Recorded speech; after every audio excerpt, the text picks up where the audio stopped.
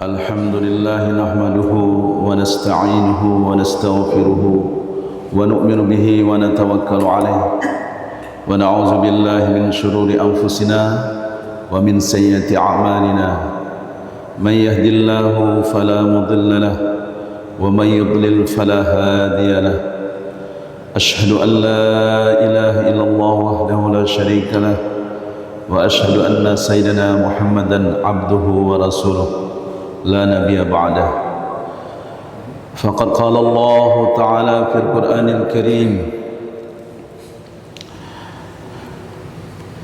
ومن أحسن قولا ممن دعا إلى الله وعمل صالحا وقال إنني من المسلمين وقال أيضا يا أيها الذين آمنوا كتب عليكم الصيام كما كتب على الذين من قبلكم لعلكم تتقون وقال النبي صلى الله عليه وسلم من صام رمضان إيمانا واحتسابا غفر له ما تقدم من ذنبه أو كما قال رسول الله صلى الله عليه وسلم. Alhamdulillah, kita bersyukur kepada Allah Subhanahu wa taala pada kesempatan ini dengan rahman dan rahimnya Allah Subhanahu wa taala, kasih sayangnya Allah Subhanahu wa taala masih memberikan kenikmatan kepada kita sehingga pada subuh yang mulia ini, pada bulan suci Ramadan, Allah Subhanahu wa taala telah memudahkan langkah kaki kita untuk dapat mendatangi panggilan Allah Subhanahu wa taala, melaksanakan perintah Allah Subhanahu wa taala sebagaimana yang telah dicontohkan oleh baginda Rasulullah sallallahu alaihi wasallam. Jemaah subuh bulan suci Ramadan ini,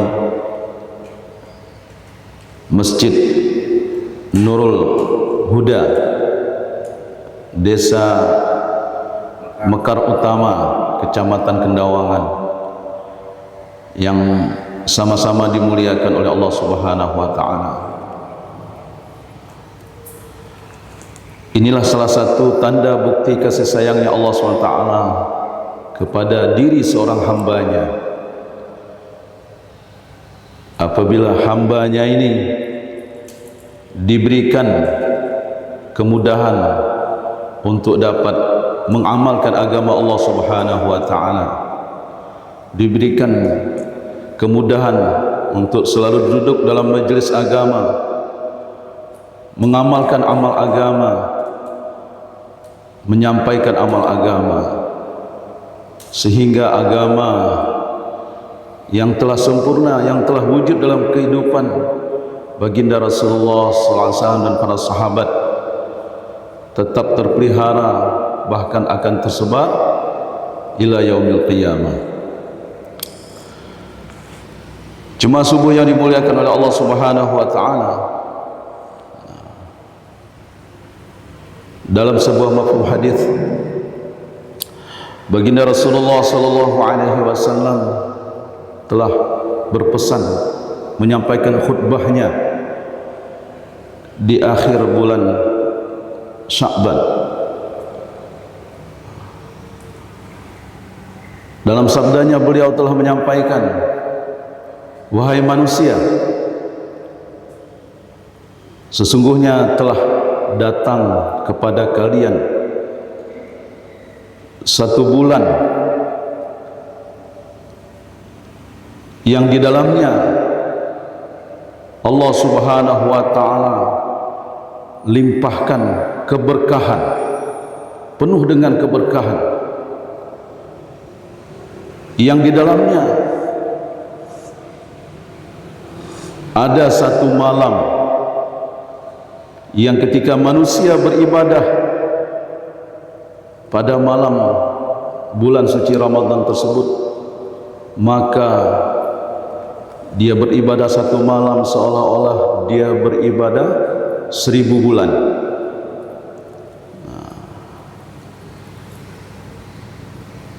Dan Allah Subhanahu wa ta'ala telah menjadikan puasa pada bulan Ramadan sebagai fardu, kewajiban setiap orang beriman. Dan bangun malam atau melaksanakan salat tarawih sebagai ibadah sunnah. Barang siapa yang mendekatkan dirinya dengan amal-amal sunnah pada bulan Ramadan ini, maka seolah-olah dia beramal amalan fardu pada bulan yang lainnya. Dan barang siapa yang beramal amalan fardu pada bulan Ramadan ini, maka seperti dia beramal 70 kali amalan fardu di bulan yang lainnya. Jemaah subuh yang dimuliakan oleh Allah Subhanahu wa ta'ala, inilah bulan kesabaran, dan pahala sabar itu adalah surga. Dan inilah bulan kasih sayang, bulan saat rezeki orang beriman ditambah oleh Allah Subhanahu wa ta'ala. Barang siapa yang memberi makan kepada orang yang berpuasa, maka akan menjadikan ampunan terhadap dosa-dosanya dan akan menjadi pembebas dari api neraka, dan akan mendapatkan pahala orang yang berpuasa sebagaimana orang yang berpuasa tersebut yang diberi buka makan. Dia akan mendapatkan pahala yang sama tanpa mengurangi pahala orang yang berpuasa tersebut. Maka para sahabat Rasulullah SAW bertanya kepada Rasulullah, "Wahai Rasulullah, tidak setiap kami mempunyai makanan untuk diberikan kepada orang yang berbuka puasa." Maka Rasulullah SAW menjawab, Rasulullah SAW bersabda,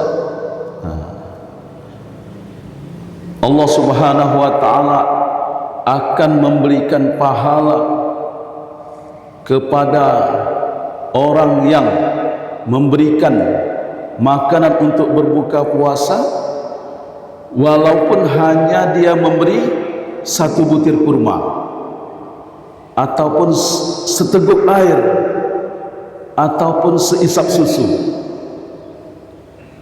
Tidak mesti sampai kenyang,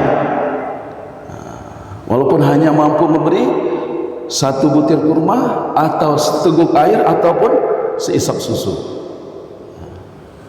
Jemaah yang subuh yang dimuliakan oleh Allah Subhanahu wa ta'ala, jadi pada bulan Ramadan inilah, pada bulan Ramadan ini, maka Allah Subhanahu wa ta'ala memberikan kenikmatan yang begitu luas, yang begitu besar, yang mana dikatakan 10 hari pertama pada bulan Ramadan ini Allah Subhanahu wa ta'ala membukakan pintu rahmat sebesar-besarnya. Kemudian 10 hari pertengahan Allah Subhanahu wa ta'ala membukakan pintu keampunan seluas-luasnya. 10 hari yang terakhir Allah Subhanahu wa ta'ala akan membukakan pintu kebebasan daripada api nerakanya Allah Subhanahu wa ta'ala. Maka jemaah yang dimuliakan oleh Allah Subhanahu wa ta'ala, bagaimana kesempatan yang Allah Subhanahu wa ta'ala berikan kepada kita ini, maka dapat kita gunakan dengan baik, dengan betul, sesuai dengan apa yang diinginkan oleh Allah SWT, diperintahkan oleh Allah, diperintahkan oleh baginda Rasulullah SAW. Dan jemaah yang dimuliakan oleh Allah Subhanahu wa ta'ala, Rasulullah SAW menyampaikan nasihat lagi. Maka ringankanlah beban orang yang menjadi pembantu dalam menyelesaikan pekerjaan-pekerjaan kita. Orang yang bekerja dengan kita, yang biasanya di luar bulan Ramadan, maka pada bulan Ramadan ini supaya diringankan pekerjaannya, supaya menjadi ampunan dan pembebasan dari api neraka. Dan Rasulullah SAW terus menyampaikan nasihat, perbanyaklah 4 amalan pada bulan Ramadan ini. 2 perkara yang meredakan Allah Subhanahu wa ta'ala, membuat Allah SWT menjadi redha, dan 2 perkara kita pasti memerlukannya. 2 perkara yang membuat Allah SWT ridha. Yang pertama, kita bersaksi bahwa tiada Tuhan selain Allah. Dan yang kedua, kita banyak beristighfar, minta ampun kepada Allah Subhanahu wa ta'ala. Dan 2 perkara yang pasti kita memerlukannya, yaitu kita memohon surganya Allah SWT dan kita berlindung dari api nerakanya Allah Subhanahu wa ta'ala. Asyhadu an la ilaha illallah, astaghfirullah, nas'aluka ridhaka wal jannah wa na'udzubika min sakhatika wan nar. Dan dalam khutbah yang terakhirnya Rasulullah SAW menyampaikan,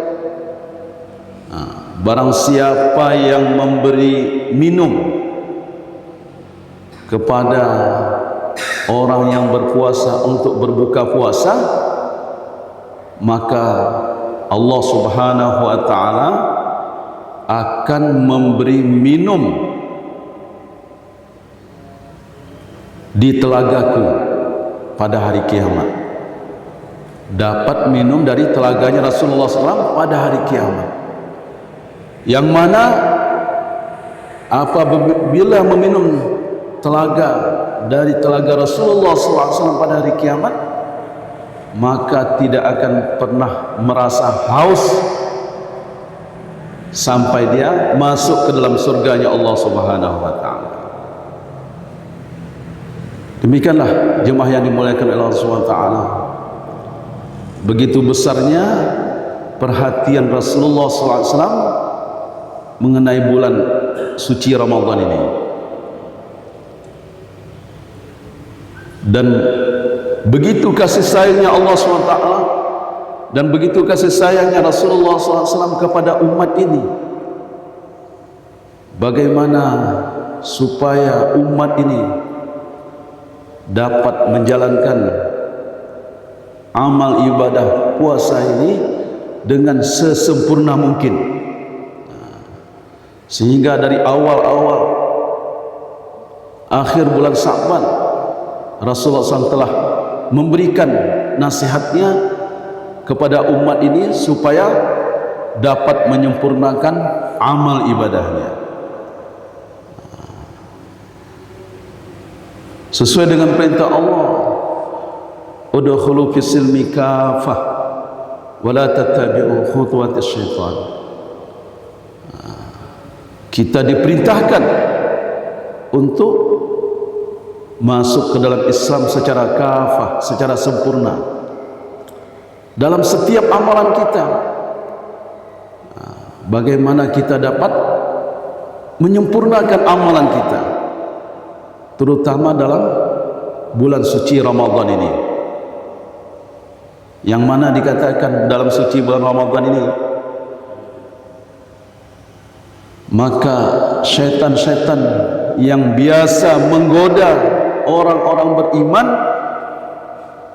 dengan bebas, maka dalam bulan suci Ramadan ini setan-setan tersebut diikat, dirantai, dibelenggu, sehingga orang beriman mudah untuk dapat mengamalkan amalan agama secara sempurna.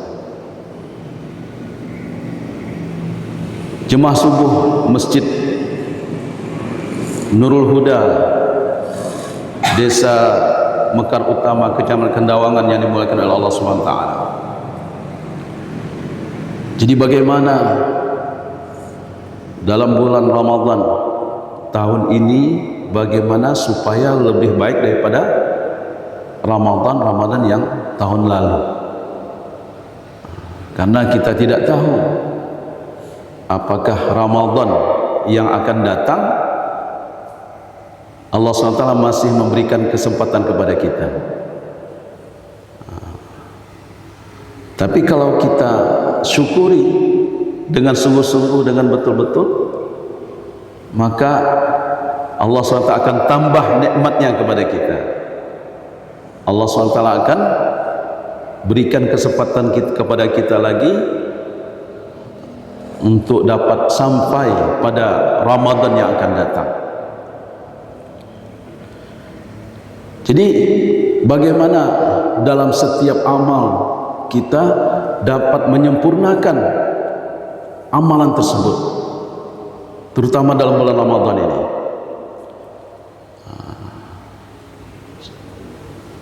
Sebagai sarana untuk menjadikan kita orang-orang yang beriman, bertakwa dengan sebenarnya, terutama dalam kesempatan Ramadan ini, bagaimana kita sempurnakan salat kita.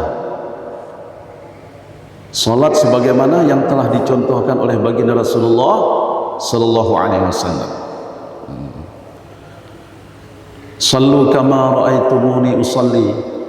Salatlah kamu sebagaimana kamu melihat aku salat. Salat yang diterima oleh Allah SWT yaitu salat bagaimana yang dicontohkan, mengikuti cara Rasulullah SAW, sebagaimana para sahabat telah mengikuti cara salat yang telah dicontohkan oleh baginda Rasulullah SAW. Bagaimana selama dalam bulan Ramadan ini kita usahakan 5 waktunya ini kita latih dengan berjemaah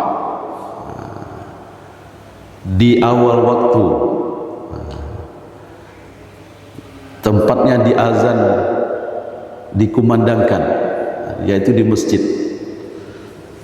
atau di musola. Caranya dengan berjemaah, tidak tertinggal takbiratul ula.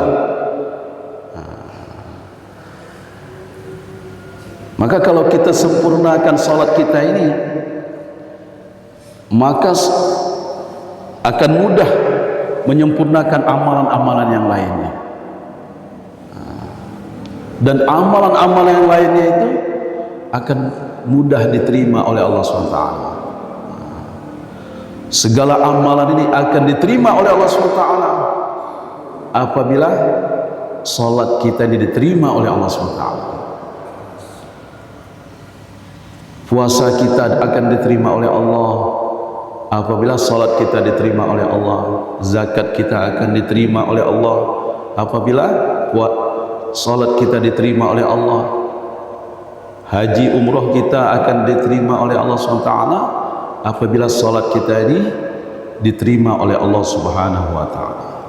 Maka kita gunakan kesempatan Ramadan ini ketika setan ini dibelenggu, kita gunakan betul-betul untuk melatih diri kita supaya kita makmurkan masjid kita, 5 waktu azan dikumandangkan, setiap laki akil balik terhubung dengan masjid, melakukan salat dengan berjemaah. Jemaah subuh yang dimuliakan Allah SWT. Jadi setelah setiap diri kita ini menyempurnakan amal ibadah, maka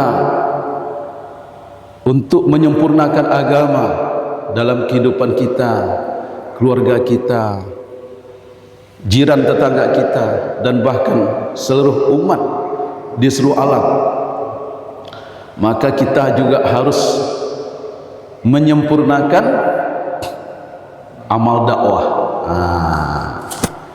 Wa man ahsanu qawlan mimman da'a ila Allah wa 'amila shalihan wa qala innani minal muslimin.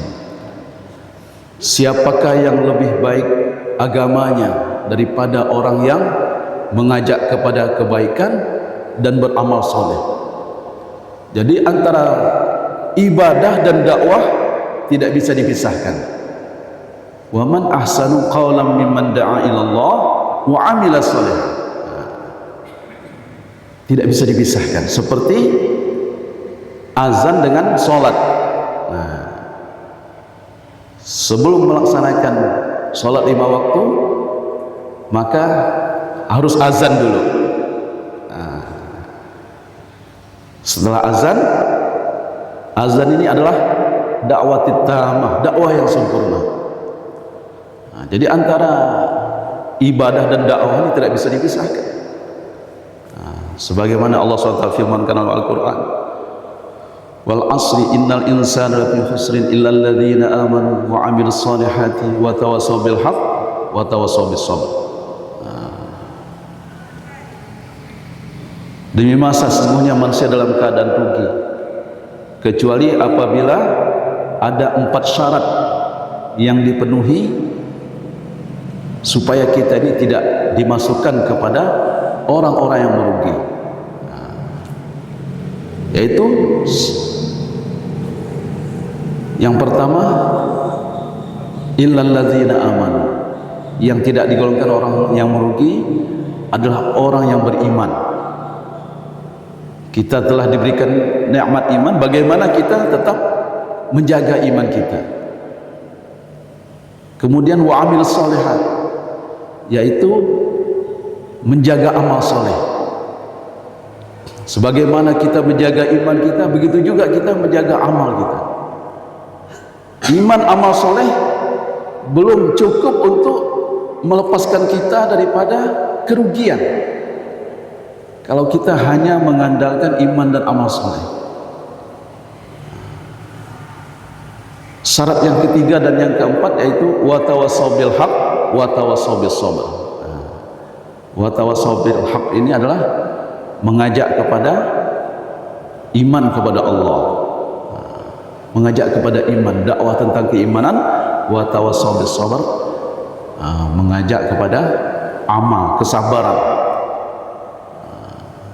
Maka jemaah Allah SWT,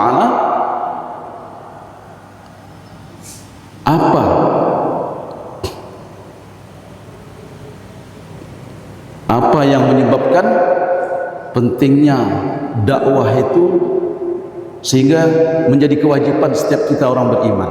Karena dakwah ini adalah perintah Allah, perintah Allah SWT. Setelah Rasulullah SAW menerima wahyu pertama kali, yaitu pada bulan suci Ramadan ini, yang insya Allah nanti akan diperingati pada nuzulul Quran, ya enggak?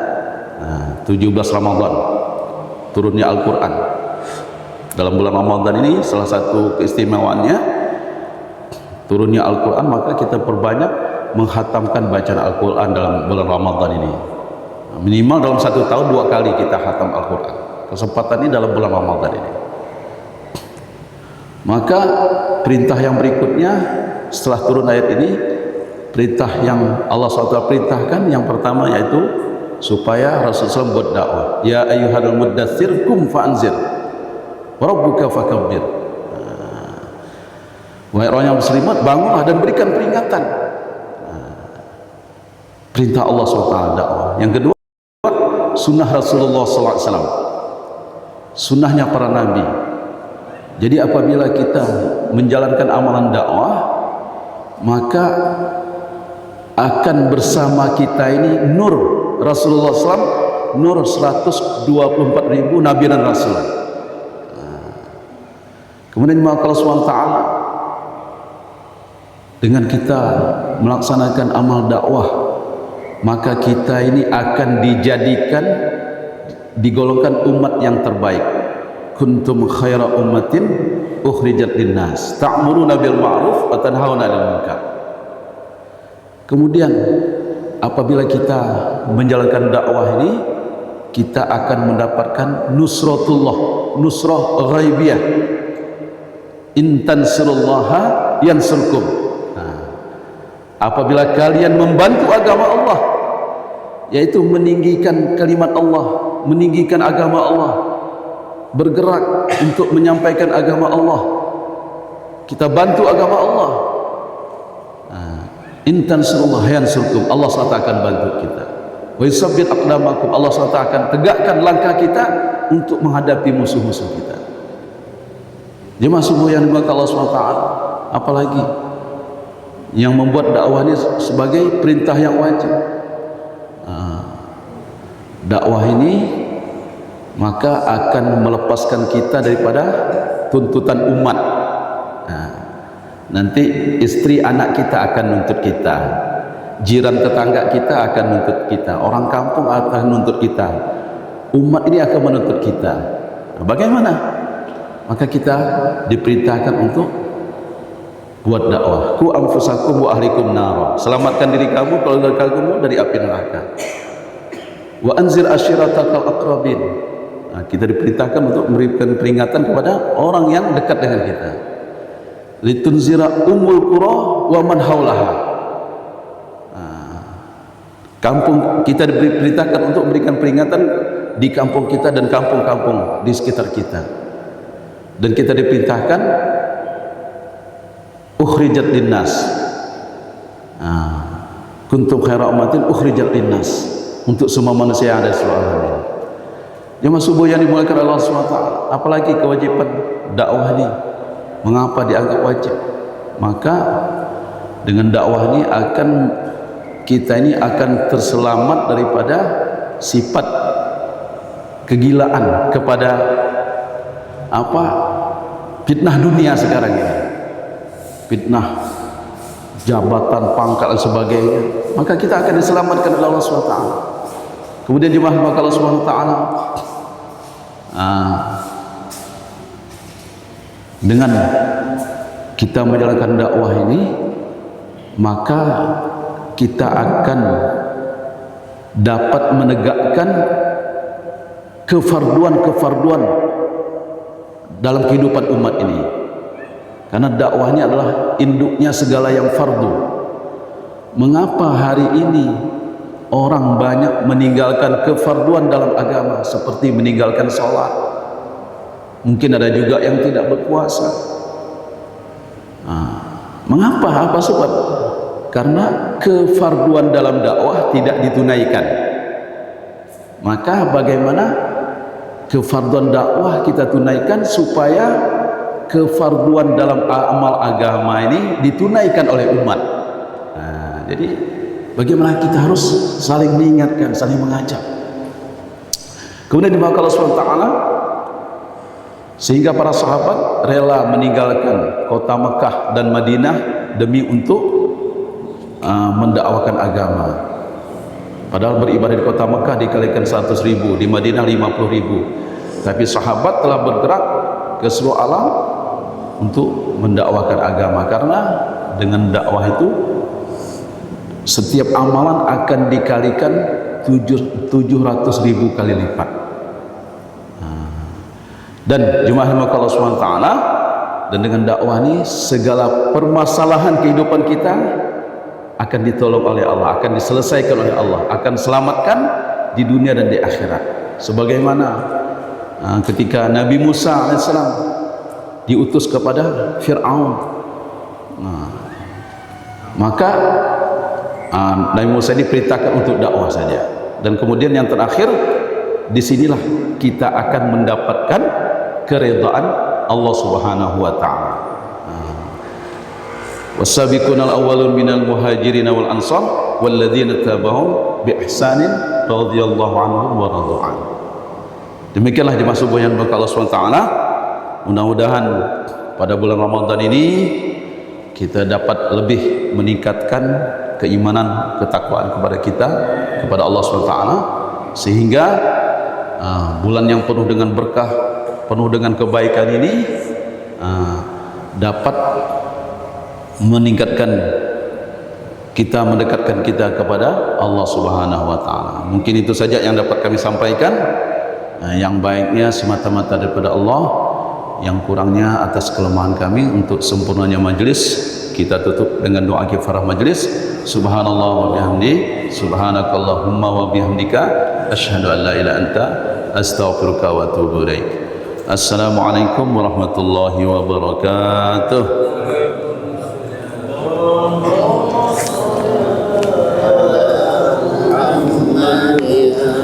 Rabbi salli alaihi wasallim. Sami-sami. Allahumma salli ala Muhammad ya Rabbi salli alaihi wasallim. Allahumma salli ala Muhammad ya salli alaihi wasallim. Allahumma ala Muhammad ya Rabbi salli alaihi wasallim. Allahumma salli ala Muhammad ya Rabbi salli alaihi wasallim.